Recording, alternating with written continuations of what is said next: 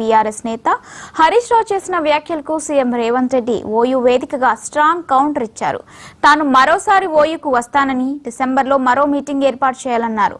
Arts college ముందే తాను meeting పెడతానన్నారు. ఈసారి ఓయూకు వచ్చినప్పుడు ఒక్క పోలీసు వద్దన్నారు సీఎం రేవంత్ రెడ్డి. నిరసన తెలిపే ప్రతి విద్యార్థి ప్రశ్నకు సమాధానం చెప్తా అన్నారు. పరిస్థితి ఏంటంటే 3 రోజుల నుంచి పోరాటాలను అరెస్ట్ చేశారు.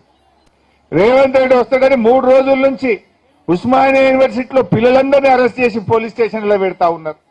మొత్తం ఇనుప కంచెలు పెట్టిండ్రు, గజంకి ఒక్క పోలీసుని పెట్టిండ్రు. ఇక దానికి పోతాడట. నీ గొప్పతనం ఏంది నాయన? గజంకో పోలీసుని పెట్టి, ఇనుప కంచెలు పెట్టి, పిల్లల్ని అరెస్ట్ చేసి నువ్వేదో యూనివర్సిటీకి పోయి ఉద్ధరిస్తా అని మాట్లాడుతున్నావు. అది కూడా దేనికోసం పోతున్నావు? వెనకట మా సబితక్క పోయి కొబ్బరికాయ కొడితే ఆ బిల్డింగ్ తయారైతే దాన్ని రిబ్బన్ కత్తిరీనికి పోతున్నావు. నువ్వు కొత్తగా ఇచ్చింది లేదు, కొత్తగా కట్టింది లేదు, కొత్తగా మంజూరు చేసింది లేదు. ఆనాడు సబితక్క పైసలు శాంక్షన్ చేసి పోయి కొబ్బరికాయ కొడితే బిల్డింగ్ తయారైతే దాన్ని రిబ్బన్ కత్తిరీనికి పోయిండు రేవంత్ రెడ్డి. ఇక నేనేందో ఉస్మానియాకు ఏమో చేసింది అంట. నువ్వు చేసింది ఏమున్నది? బీఆర్ఎస్ కట్టిన దానికి రిబ్బన్ కత్తిరించుడు, కత్తెర జేబులో పెట్టుకొని తిరుగుతున్నావు. అంతకు మించి ఏమన్నా ఉన్నదా? 7 హైదరాబాద్ ఫ్లైఓవర్లన్నీ కేసీఆర్ కట్టి దానికి పోతాడు, రిబ్బన్ కత్తిరిస్తాడు. ఏడవైనా మన బీఆర్ఎస్ హయాంలో చేసినవి తప్ప కొత్తగా ఒక్క బిల్డింగ్ కట్టింది లేదు, ఓ దవాఖానా కట్టింది లేదు, ఓ బ్రిడ్జి కట్టింది లేదు, ఓ బిల్డింగ్ కట్టింది లేదు. ఏది ఏవైతివి ఇంకేందో ఎగబెట్టినాను ఉస్మానియా యూనివర్సిటీకి పోలీసులను పెట్టుకొని రాబట్టివి.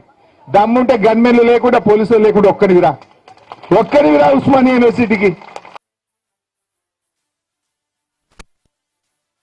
యూనివర్సిటీ ఉస్మానియా యూనివర్సిటీ తెలంగాణ పదానికే ప్రత్యామ్నాయం ఉస్మానియా యూనివర్సిటీ.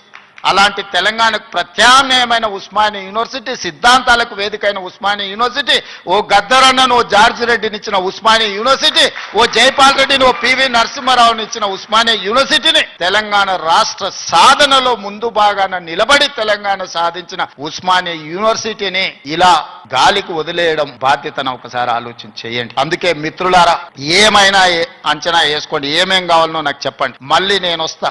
ఠాగూర్ ఆడిటోరియం కాదు, మా వీసీ గారికి, మా పోలీస్ సిబ్బందికి చెప్తున్నా, ఆ ఎల్ల నేను వచ్చిన రోజు క్యాంపస్ లోపల ఒక్క పోలీసు కూడా పెట్టకండి. ఏ విద్యార్థులు ఏ నిరసనైనా తెలపనియండి, నిరసన తెలిపే స్వేచ్ఛ కూడా వాళ్ళకి ఇద్దాం. ఆర్ట్స్ కాలేజ్ ముందు మీటింగ్ పెడతా, మీకు కావలసిన 100 కోట్ల నిధులు ఇస్తా. మళ్ళీ మీటింగ్ ఆర్ట్స్ కాలేజ్ దగ్గరనే, అక్కడ ఇక్కడ కాదు.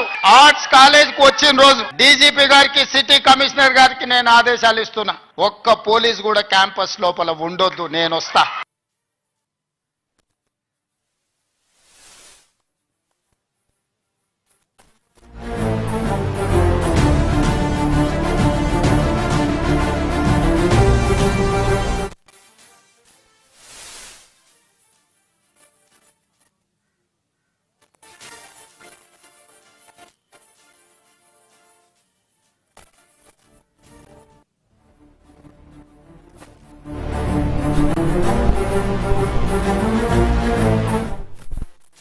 పోలీసులు లేకుండా దమ్ముంటే సీఎం రేవంత్ రెడ్డి ఒక్కరు ఉస్మానియా యూనివర్సిటీకి వెళ్లగలరా అంటూ మాజీ మంత్రి బీఆర్ఎస్ నేత హరీష్ రావు చేసిన వ్యాఖ్యలకు సీఎం రేవంత్ రెడ్డి ఓయూ వేదికగా స్ట్రాంగ్ కౌంటర్ ఇచ్చారు. తాను మరోసారి ఓయూకు వస్తానని, డిసెంబర్లో మరో మీటింగ్ ఏర్పాటు చేయాలన్నారు. ఆర్ట్స్ కాలేజీ ముందే తాను మీటింగ్ పెడతానన్నారు. ఈసారి ఓయూకు వచ్చినప్పుడు ఒక్క పోలీసు ఉండొద్దన్నారు సీఎం రేవంత్ రెడ్డి. నిరసన తెలిపే ప్రతి విద్యార్థి ప్రశ్నకు సమాధానం చెప్తా అన్నారు.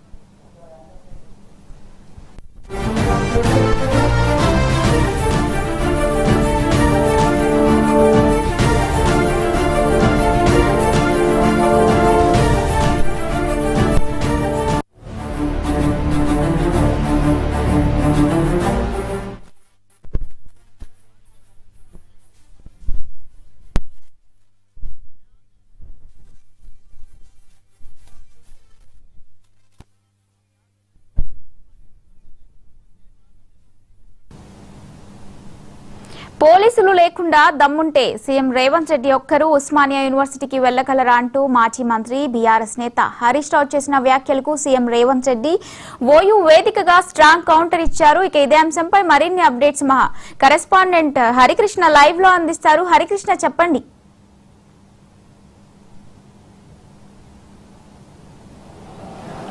ఎస్, ఉస్మానియా యూనివర్సిటీకి దాదాపుగా 20 సంవత్సరాల తర్వాత ముఖ్యమంత్రి రేవంత్ రెడ్డి ముఖ్యమంత్రి స్థాయిలో ఇక్కడికి రావడము, ఇక్కడ అభివృద్ధి పనులు చేపట్టడం, అదేవిధంగా తర్వాత ఆయన టౌర్ ఆడిటోరియం వేదికగా ప్రసంగించడం జరిగింది. ఇందులో భాగంగానే అయితే ముఖ్యమంత్రి రేవంత్ రెడ్డి వస్తున్న నేపథ్యంలో కొంతమంది బీఆర్ఎస్ విద్యార్థి విభాగం అడ్డుకుంటామని చెప్పేసి పోలీసులకు ముందస్తు సమాచారం ఉన్న నేపథ్యంలో కూడా పోలీసులు భారీ బందోబస్తు ఏర్పాటు చేయడం జరిగింది. ఇదే అంశంపై హరీష్ రావు మాట్లాడుతూ పోలీసులు లేకుండా ముఖ్యమంత్రి ఉస్మానియా యూనివర్సిటీకి వెళ్ళగలరా అని చెప్పేసి కూడా వ్యాఖ్యలు చేసిన నేపథ్యం ఉంది. అయితే ఈ రోజు ఏదైతే ఉస్మానియా యూనివర్సిటీ వేదిక టౌర్ ఆడిటోరియంలో ముఖ్యమంత్రి రేవంత్ రెడ్డి మాట్లాడుతూ కూడా బీఆర్ఎస్ మాజీ మంత్రి హరీష్ రావుకు స్ట్రాంగ్ కౌంటర్ ఇచ్చారు.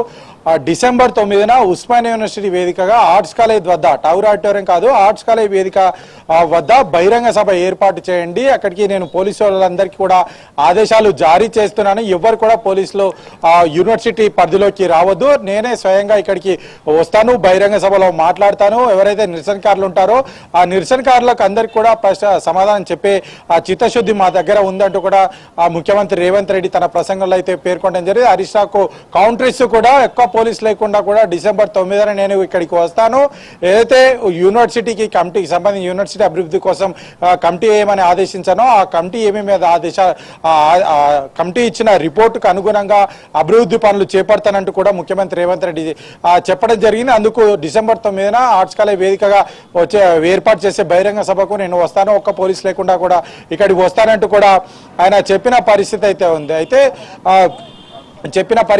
ఉంది. అయితే ఏదైతే కొంతమంది విద్యార్థి నాయకులు ఈ యొక్క ముఖ్యమంత్రి రేవంత్ రెడ్డి పర్యటన అడ్డుకున్నారు, వాళ్ళంతా కూడా అటు ఏదైతే గత ప్రభుత్వ హయాంలో అయితే గొర్రెలు బర్రెలు ఇతర కాపుకునే వాళ్ళంతా కూడా అట్లాంటి వాళ్ళంతా కూడా అది ఇష్టంగా ఉన్న వాళ్ళంతా కూడా అడ్డుకునే ప్రయత్నం చేస్తున్నారు. కానీ డాక్టరేట్ అందుకునే వాళ్ళు ఇంజనీరింగ్ గా పెద్ద పెద్ద మేధావులుగా తయారైన వాళ్ళంతా కూడా ముఖ్యమంత్రి హోదా స్థాయి వ్యక్తిని ఖచ్చితంగా ఆహ్వానిస్తారు, నన్ను ఆహ్వానిస్తారంటూ కూడా ముఖ్యమంత్రి రేవంత్ రెడ్డి తన పర్యటనలో భాగంగా టౌర్ ఆడిటోరియం చేసిన ప్రసంగంలో అయితే ఆయన ప్రసంగించడం జరిగింది. ప్రస్తుతం మనతో పాటు కొంతమంది ఇక్కడ రీసెర్చ్ స్కాలర్స్ కూడా ఉన్నారు, ఆయనతో కూడా మాట్లాడించే ప్రయత్నం చేద్దాం. చెప్పండి, ముఖ్యమంత్రి రేవంత్ రెడ్డి స్థాయి వ్యక్తి ఇక్కడికి రావడం, ఇక్కడ ప్రసంగించడం, దాదాపుగా 20 సంవత్సరాల తర్వాత ముఖ్యమంత్రి హోదా ఉన్న వ్యక్తి ఇక్కడికి రావడం ఎట్లా చూస్తారు దీన్ని? అటు కొంతమంది బీఆర్ఎస్ సంబంధించిన మాజీ మంత్రి హరీష్ రావు కూడా పోలీసుల పహారాలో ముఖ్యమంత్రి పర్యటన జరుగుతుందంటూ కూడా వ్యాఖ్యలు చేశారు. దీన్ని ఎట్లా చూస్తారు? ఈ రోజు నిజంగా చరిత్రలో లిఖించదగ్గ రోజు. ఎందుకంటే 20 ఏళ్ల తర్వాత ఒక ముఖ్యమంత్రి హోదాలో ఇలా యూనివర్సిటీకి ముఖ్యమంత్రి గారు రావడం, వచ్చి ఇలా విద్యార్థులకు యూనివర్సిటీకి వరాలు ఇవ్వడం అనేది నిజంగా సువర్ణాక్షరాలతో లిఖించదగ్గటువంటి రోజు. ఎందుకంటే చరిత్రలో ఇప్పటివరకు మనం పోరాడినటువంటి తెచ్చుకున్నటువంటి తెలంగాణలో 10 ఏళ్ల కాలంలో ఏనాడు ముఖ్యమంత్రి ఈ యూనివర్సిటీ సమస్యలను పట్టించుకున్నటువంటి పాపన పోలేదు. తెలంగాణ యూనివర్సిటీలో ఉన్నటువంటి ఉస్మానియా యూనివర్సిటీ మొత్తంగా ఈ తెలంగాణ రాష్ట్ర సాధనలో ముఖ్య భూమిక పోషించింది, కీలక పాత్ర పోషించింది. కొట్లాడి తెచ్చిన తెలంగాణలో ఇలా యూనివర్సిటీ లేకుండా తెలంగాణ ఉద్యమాన్ని కానీ తెలంగాణ రాష్ట్ర ఏర్పాటును కానీ ఎవరైనా ఊహించగలుగుతారా? మరి అట్లాంటి తెచ్చినటువంటి యూనివర్సిటీకి కనీసం అటెండర్ పోస్ట్ నుంచి ఇలా అసిస్టెంట్ ప్రొఫెసర్ వరకు ఏ ఒక్కటి కూడా రిక్రూట్మెంట్ చేయనటువంటి దుర్మార్గమైనటువంటి పాలన కేసీఆర్ పాలన. మరి అట్లాంటి దుర్మార్గం పాలనని ఇలా మళ్ళీ యూనివర్సిటీ విద్యార్థులే ఇలా చిరమగీతం పాడి ఇలా కాంగ్రెస్ ప్రజాపాలన తెచ్చుకున్న సందర్భంగా ఇలా ముఖ్యమంత్రి హోదాలో రేవంత్ అన్న గారు ఇలా యూనివర్సిటీకి రావడం, 1000 కోట్లను ఇలా ప్రకటించడం, ఇలా యూనివర్సిటీకి సంబంధించినటువంటి అన్ని అభివృద్ధి కార్యక్రమాలకు ఏదైతుందో అవన్నీ కూడా ప్రణాళికలు సిద్ధం చేయండి అని ఇలా వేదిక నుంచి ఇలా ఎడ్యుకేషన్ ప్రిన్సిపల్ సెక్రటరీ గారికి కూడా ఇలా ఆదేశాలు జారీ చేయడం, యూనివర్సిటీ అధికారులను కూడా మీకు సంబంధించినటువంటి అన్ని ప్రణాళికలన్నీ తయారు చేసుకొని సిద్ధం చేయండి, మొత్తంగా 1000 కోట్ల రూపాయలతో నిధులతోటి ఇలా యూనివర్సిటీ అభివృద్ధి మీద కేంద్రీకరిద్దాం, ఈ యూనివర్సిటీలో ఉన్నటువంటి ఫ్యాకల్టీ రిక్రూట్మెంట్ కూడా చేద్దాం అనేటువంటి ఒక మంచి ఇలా వార్తని ఇలా విద్యార్థులకు మెసేజ్ చెప్పడం జరిగింది. ఈ సందర్భంగా ఇలా రాష్ట్ర ముఖ్యమంత్రి గారికి ఇలా రేవంత్ అన్న గారికి నిజంగా యూనివర్సిటీ విద్యార్థుల పక్షాన మొత్తంగా విద్యా సంఘాల పక్షాన ఇలా ధన్యవాదాలు తెలియజేస్తున్నాం. ఎందుకంటే ఒక ముఖ్యమంత్రిగా తాను రావడమే కాకుండా ఇలా యూనివర్సిటీలో పరిశోధన విద్యార్థులకు ఫెలోషిప్లు కూడా సీఎం ముఖ్యమంత్రి పేరు మీద ఇలా 25,000 రూపాయలతోటి ఇలా పరిశోధన విద్యార్థులకు ఇలా పరిశోధనలు ప్రోత్సహించే విధంగా 25,000 రూపాయలతోటి ఇలా ఫెలోషిప్ ను ప్రకటించడం జరిగింది. అదే విధంగా పీజీ విద్యార్థులకు కూడా మెరిట్ విద్యార్థులందరికీ కూడా 10,000 రూపాయలతోటి ఫెలోషిప్, అదే విధంగా పిహెచ్డి విద్యార్థులకు కూడా 10,000 రూపాయలతోటి ఫెలోషిప్ ని ఇలా 2 ఫెలోషిప్స్ ని ఇలా ప్రకటించడం జరిగింది. దాని మీద విధి విధానాలు కూడా తయారు చేస్తా ఉన్నారు. ఇట్లా ఇలా యూనివర్సిటీకి సంబంధించిన పూర్తి అభివృద్ధిని ఇలా యూనివర్సిటీ అభివృద్ధిని మొత్తం కాంక్షిస్తూ ఇలా ముఖ్యమంత్రి రాకడను ఇలా వాళ్ళు ఓర్చుకునేటువంటి కొద్ది మంది ఇలా కావాల్సుకుని ఇలా యూనివర్సిటీలో నిర్బంధంతో ఇక్కడ ఏ నిర్బంధం లేదు. మీరు చూస్తా ఉన్నారు, మీడియా అంతా కూడా మీరు చూస్తా ఉన్నారు. పోలీస్ పహారాల మధ్య ముఖ్యమంత్రి రేవంత్ రెడ్డి పర్యటన జరుగుతుందని చెప్పేసి బీఆర్ఎస్ పార్టీ నేను అడుగుతా ఉన్నాను, పోలీస్ పహార అంటే ఏంటిది? కనీసం ముఖ్యమంత్రి వస్తున్నప్పుడు అతని రక్షణ వ్యవస్థ అది మీ ప్రభుత్వంలో ఉంది. మీ ప్రభుత్వంలో ఇంకా అణచివేసిరు కదా. ఇలా చిన్న చిన్న పిటి కేసులకే గొగ్గోలు పెడుతున్నటువంటి బీఆర్ఎస్ పార్టీ నాయకులారా, నాలాంటి ఉద్యమకారుడి మీద తెలంగాణ రాష్ట్ర సాధనలో 135 కేసులు పెట్టుకుని 5 సార్లు జైలు జీవితం గడిపినటువంటి ఒక విద్యార్థి ఉద్యమ నాయకుడి మీద తీవ్ర నిర్బంధాన్ని ఎక్కుపెట్టి 9 ఊపా కేసులు పెట్టి ఇలా సంవత్సర కాలం జైల్లో నిర్బంధించారే, అది నిర్బంధం అంటే. ఏదో చిన్న చిన్న కేసులు మీరు పిచ్చి పిచ్చి రాతలు రాసి పిచ్చి పిచ్చి కామెంట్లతోటి ఇలా మీరు సోషల్ మీడియాలో పెడుతున్నటువంటి దానికి కాంగ్రెస్ పార్టీ నాయకులు అక్కడక్కడ కేసులు నమోదు చేపిస్తే ఆ చిన్న చిన్న కేసులకే మీరు పెద్ద కేసులుగా మీరు ఏదో పెద్ద భూతత్వంలో పెట్టి సోషల్ మీడియాలో ప్రచారం చేసుకుంటా ఉన్నారు. అవి కాదు కేసులు అంటే.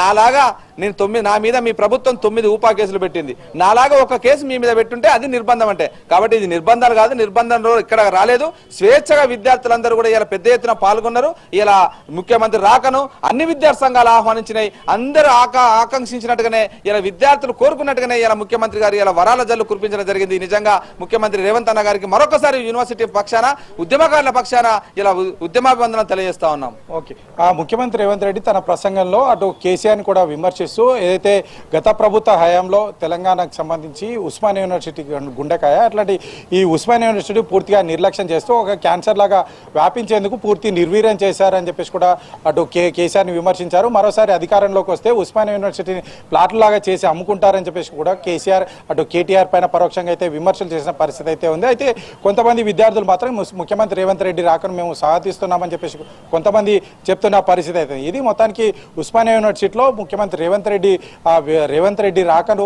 విద్యార్థులుగా స్వాగతిస్తున్నామని కొంతమంది చెప్తుంటే, ప్రతిపక్షాలు మాత్రం దీన్ని రాజకీయం చేస్తున్నాయండి విద్యార్థులు అయితే కొంతమంది చెప్తున్నారు. అయితే కొంతమంది విద్యార్థులు మాత్రం ఈ యొక్క టీచింగ్ నాన్ టీచింగ్ పోస్టులు భర్తీ చేయాలి, లేని పక్షంలో ఉస్మానియా యూనివర్సిటీకి ముఖ్యమంత్రి రేవంత్ రెడ్డి రావద్దంటూ కూడా వారిని అడ్డుకుంటామంటూ కూడా బీఆర్ఎస్పీ విద్యార్థి విభాగం అయితే చెప్పిన పరిస్థితి. అయితే డిసెంబర్ 9న ఆర్ట్స్ కాలేజ్ వేదికగా బహిరంగ సభ ఏర్పాటు చేస్తాము. ఆ లోపు ఒక కమిటీని ప్రతిపాదించి పూర్తి స్థాయిలో యూనివర్సిటీకి ఏమేమి కావాలో మొత్తంగా కూడా తయారు చేసి ప్రభుత్వానికి నివేదిక ఇవ్వండి, ఆర్ట్స్ కాలేజ్ వేదికగా బహిరంగ సభ ఏర్పాటు చేసుకొని ఇవన్నీ కూడా ప్రకటించుకుందామని చెప్పేసి ముఖ్యమంత్రి రేవంత్ రెడ్డి అయితే చెప్పిన పరిస్థితి అయితే ఉంది. Right, thank you Harikrishna.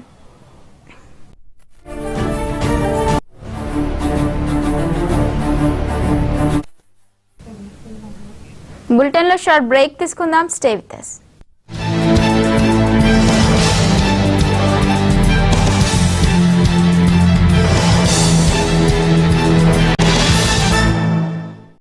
పిల్లలు లంచ్ టైం, చేతులు కడుక్కోండి.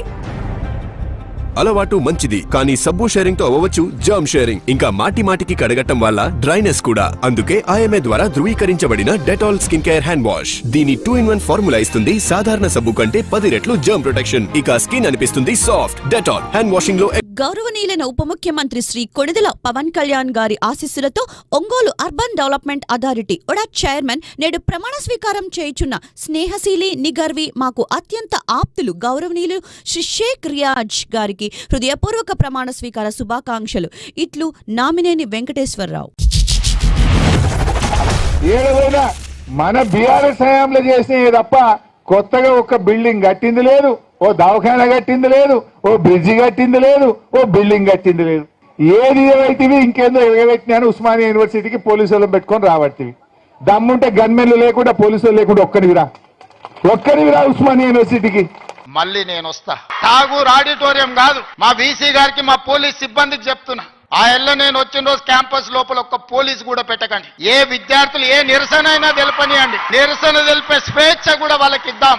ఆర్ట్స్ కాలేజ్ ముందు మీటింగ్ పెడతా, మీకు కావలసిన 100 కోట్ల నిధులు ఇస్తా.